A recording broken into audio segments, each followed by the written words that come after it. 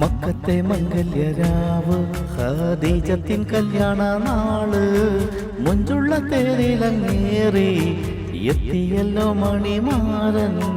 മക്കത്തെ മംഗല്യരാവ് ഖദീജത്തിൻ കല്യാണ നാള് മുഞ്ചുള്ള തേരിലങ്ങേറി എത്തിയല്ലോ മണിമാരൻ. മുത്തു മുഹമ്മദ് നൂറ് തങ്കത്തിങ്കളൊളിയണ ഹൈറ്.